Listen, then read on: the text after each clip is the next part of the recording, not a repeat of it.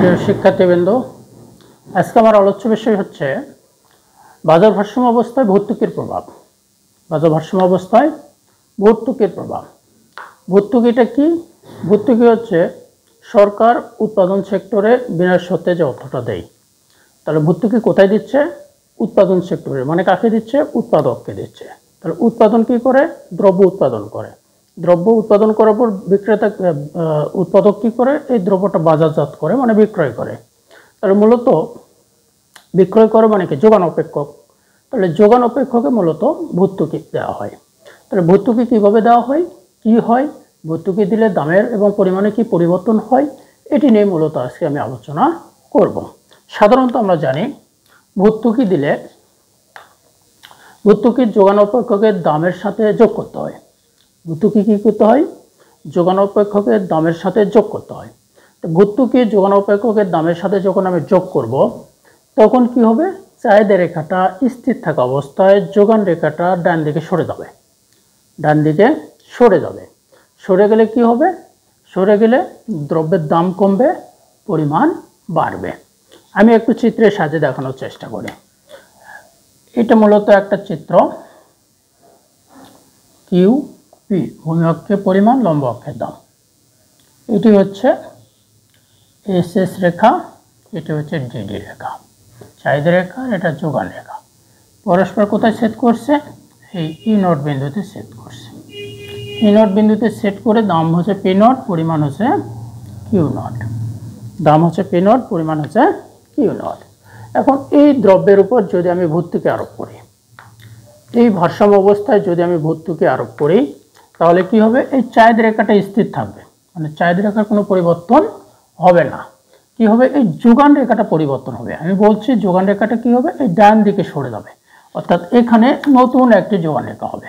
এখানে নতুন একটি যোগান রেখা হবে, suppose S T S T. ঠিক আছে?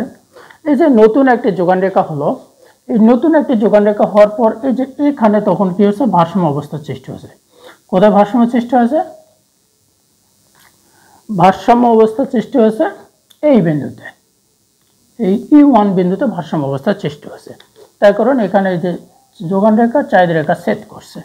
এই ই1 বিন্দুতে যখন ভারসাম্য অবস্থার সৃষ্টি হয়েছে, তাহলে এখান থেকে আমি একটা টান দিই, এখান থেকে উপরে একটা টান দিই, তাহলে এই যে দাম কমে গেছে, পরিমাণটা আবার বেড়ে গেছে। অর্থাৎ এই ভারসাম্য অবস্থায় যখন আমি কি করছি, যখন আমি ভর্তুকি আরোপ করছি, তখন এই চাহিদা রেখাটা স্থির থাকা অবস্থায় যোগান রেখাটা কি হচ্ছে? বাম দিকে সরে আসছে। যোগান রেখাটা কি হচ্ছে? এই বাম দিকে সরে আসছে। যোগান রেখাটা যখন এই বাম দিকে সরে আসছে, তখন এই ই নট ভারসাম্য থেকে আবার নতুন আমি একটা ই1 ভারসাম্য বিন্দু পেয়েছি। ই নট ভারসাম্য থেকে ই1 ভারসাম্য নতুন একটা বিন্দু পেয়েছে। পাওয়ার ফলে কি হচ্ছে? এই যে দাম কমে গেছে। দাম পূর্বে ছিল পি নট, এই ভারসাম্য ভর্তুকি আরোপ করার পর দাম কমে হয়েছে পি1। আবার অনুরূপভাবে পরিমাণ বেড়ে গেছে। পূর্বের পরিমাণ ছিল কিউ নট, এই ভর্তুকি আরোপ করার পরে পরিমাণ হচ্ছে কিউ1। তাহলে এই চিত্রের থেকে আমি বলতে পারতেছি যে ভারসাম্য অবস্থায় ভর্তুকি যদি আরোপ করা হয়, তাহলে কি হবে? এই চাহিদা রেখা স্থির থাকা অবস্থায় এই যোগান রেখাটা কি হবে? ডান দিকে সরে যাবে। ডান দিকে সরে যাবে। তো ডান দিকে যখন সরে যাবে, তখন কি হবে? দাম কমে যাবে, পরিমাণ বেড়ে যাবে। এটি হলো মূলত মানে ভারসাম্য অবস্থা ভর্তুকির প্রভাব। ভারসাম্য অবস্থা ভর্তুকির প্রভাব। এখন এই ভারসাম্য অবস্থা ভর্তুকির যে দাম কমে গেলে পরিমাণ যে বেড়ে যায়, এটা আমি একটা অঙ্কের মাধ্যমে দেখানোর চেষ্টা করব। কিসের মাধ্যমে? অঙ্কের মাধ্যমে দেখানোর চেষ্টা করব। দেখি আমি একটা অঙ্কের মাধ্যমে দেখানোর চেষ্টা করি। সাপোজ আমার চাহিদা অপেক্ষক, চাহিদা অপেক্ষক D equal to 20 minus 2p আছে, আর যোগান অপেক্ষক আছে, যোগান অপেক্ষক এস ইকুয়াল টু আছে -3 প্লাস 2p, -3 প্লাস 2p। এটা হচ্ছে চাহিদা এবং যোগান অপেক্ষক। এখন বলা হচ্ছে, প্রশ্ন হচ্ছে কত টাকা? সাপোজ 5 টাকা। 5 টাকা ভর্তুকি প্রদান করা হলে ভারসাম্য দাম ও মানের পরিবর্তন চিত্রে দেখাও। ওকে, এই যে আমার চাহিদা অপেক্ষক যোগান অপেক্ষক দেওয়া আছে। এখন প্রশ্ন আমি বলছি যে 5 টাকা যদি আমি ভর্তুকি প্রদান করি তাহলে ভারসাম্য দাম ও পরিমাণের যে পরিবর্তন আসতেছে বা ভারসাম্য দাম মানের যে ঘটনা ঘটতেছে, কি পূর্বের দাম পরিমাণ এবং বর্তমান দাম পরিমাণের মধ্যে কি তফাৎ আসতেছে সেইটা চিত্র উপস্থাপন করে দেখাও। ঠিক আছে, তাহলে এই অঙ্কটা যখন আমি করতে যাব তাহলে যেহেতু ভারসাম্য 5 টাকা ভর্তুকি প্রদান করার পরে ভারসাম্য দাম পরিমাণ বের করতে বলতেছে এবং যে পরিমাণের যে পরিবর্তন কথাটা যেহেতু বলছে সেহেতু আমার এই পূর্বের ভারসাম্য দাম পরিমাণও বের করতে হচ্ছে এবং 5 টাকা ভর্তুকি আরোপ করার পরে ভারসাম্য দাম পরিমাণ দুটাই বের করতে হচ্ছে। তাহলে এখন আমি কি করব, আমি মূলত প্রাথমিক ভারসাম্য দাম পরিমাণ বের করব। সমাধানে কি আসছে, প্রাথমিক ভারসাম্য দাম পরিমাণটা আমি বের করে দেখাই।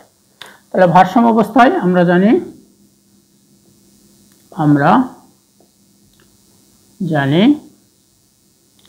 ভারসাম্য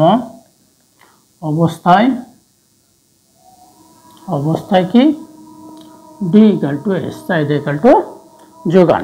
ভারসাম্য অবস্থায় চাহিদা = যোগান। তাহলে চাহিদা আমার কত ছিল, চাহিদা ছিল 20 - 2p আর যোগান কত ছিল -3 + 2p, -3 + 2p। তাহলে এখানে কত আসছে, আমি এই পিগুলো একদিকে নিয়ে আসি, -2p = -3 - 20। ওকে, তাহলে কত আসছে -4p = -23। এই মাইনাস কেটে গেল বা p = 23/4। অতএব p = 23/4 মানে 4 × 5 = 20 আর 3 পয়েন্টের জন্য 0 30, তাহলে 4 × 8 = 32, 4 × 7 = 28, 4 × 5 = 20, এত টাকা। ওকে, দাম পেয়েছে কত, 5.75 টাকা। এখন এই 5.75 টাকা কি করব, এই চাহিদা অপেক্ষকে বসায় পরিমাণটা বের করে নেব। দামটা কোথায় বসাই, চাহিদা অপেক্ষকে বসাই, দামটা চাহিদা অপেক্ষকে বসাই, দাম চাহিদা অপেক্ষকে বসাই। চাহিদা অপেক্ষক কি ছিল, D = 20 - 2p। তো 20 - 2 গুণিত এই যে p এর মান কত পাচ্ছি 5.75। তাহলে এটা গুণ করলে কত হবে, এটা 20 থেকে গেল মাইনাস এই 2 দিয়ে এটা গুণ করলে 5 × 10 = 0, হাত থেকে 1, 7 × 14 আর 15 5, হাত থেকে 1, 5 × 10 আর 11। তাহলে কত আসছে, 20 থেকে 11.50 বিয়োগ করলে কত হবে 8.50, এত একক। তাহলে প্রাথমিক দাম পরিমাণ আমি পেয়ে গেলাম। আমি এই সাইডে লিখে রাখি, প্রাথমিক দাম পেয়েছি আমি 5.75 আর পরিমাণ পেয়েছি 8.50। ওকে, এই হলো আমার প্রাথমিক দাম পরিমাণ আমি বের করলাম। এখন কি করব, এখন ওই যে 5 টাকা ভর্তুকি প্রদান করা হলে, তাই আমি বলছি ভর্তুকি কোথায় বসে, এই যোগান অপেক্ষকের দামের সাথে যোগ করতে হয়। যোগান অপেক্ষকের দামের সাথে ভর্তুকি কি করতে হয়, যোগ করতে হয়। তাহলে 5 টাকা ভর্তুকি প্রদান করলে নতুন যোগান অপেক্ষক কি হবে আমার, 5 টাকা ভর্তুকি প্রদান করলে নতুন যোগান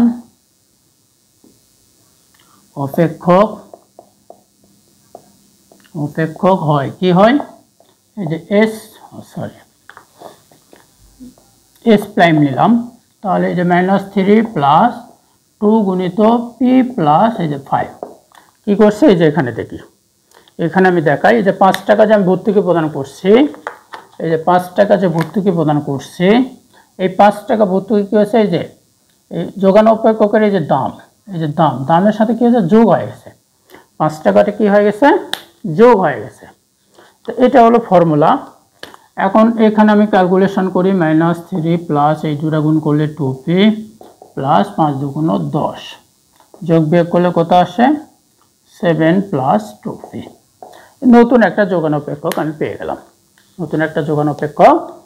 গেলাম এখন আমি কি করব এখন আমি এই যে চাহিদা অপেক্ষক এইটার সাথে এই যোগান অপেক্ষকের ভারসাম্য নির্ণয় করব এই চাহিদা অপেক্ষক আর এই যোগান অপেক্ষকের ভারসাম্য নির্ণয় করব এই যোগান অপেক্ষক আমার বাদ যাবে এই মধ্যে এই যোগান অপেক্ষকটা বাদ যাবে নতুন যোগান অপেক্ষক নিয়ে ভারসাম্য নির্ণয় করব তাহলে ভারসাম্য অবস্থায় আবার আমি কি পাই আমি ভারসাম্য অবস্থায় পাচ্ছি এইটাতে না এটা হচ্ছে s প্রাইম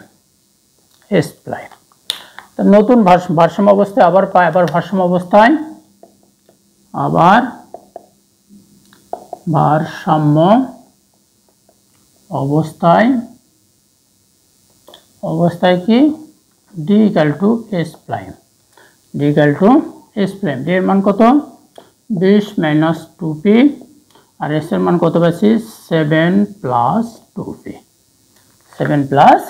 2p এখান থেকে আমি ভারসাম্য নির্ণয় করব তাহলে বা -2p এটা একটা -2p = 7 মাইনাস 20 সমান কত আসছে -4p যোগ বিয়োগ করলে কত আসে -13 মাইনাস মাইনাস আউট বা p = 13/4 তাহলে 3 4 12 1 তাহলে 4 দুগুণ 8 2 4 5 4 20 এত টাকা ভর্তুকি আরোপ করার পরে আমার দাম আসলো কত p = 3.25 টাকা p = 3.25 টাকা এখন এই p এর মান কোথায় বসাই p এর মান এখানে ভর্তুকি আরোপ করার পরের মান পেলাম আমি 3.25 এই p এর মান কোথায় বসাবো চাহিদা অপেক্ষকে বসাই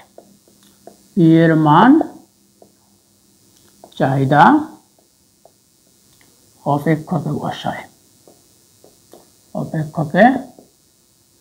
বসাই তা চাহিদা অপেক্ষক কি ছিল d = 20 minus 2p 20 minus 2p এর মান কত 3.25 সমান কত আসছে 20 মাইনাস এই যে 3 দুগুণ 6 আর 5 25 দুগুণ 50 তো বিয়োগ করলে কত আসে আপনার 20 থেকে 6.50 বাদ দিলে 13 12 এখানে দুটো শূন্য নেই আমরা তাহলে কত আসে 6 14 তাহলে 13.50 এটা কিভাবে আসছে এটা এইভাবে আসছে যে 20.00 ডিভাইডেড বাই 6.50 এটা বিয়োগ করতে হয় তাহলে 0 0 5 আছে কত হলো 10 5 হাত থেকে 1 এই 6 আর 1 7 7 আছে তো 10 3 হাত থেকে 1 1 আর 1 2 13.50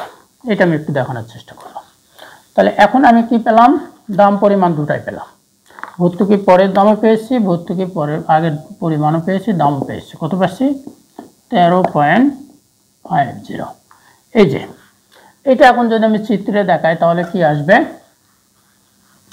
চিত্রে যদি আমি দেখাই তাহলে আমি কি পাবো আমি চিত্রে একটু দেখানোর চেষ্টা করি লাল কালি দিয়ে একটু লিখে বড় করে কিউ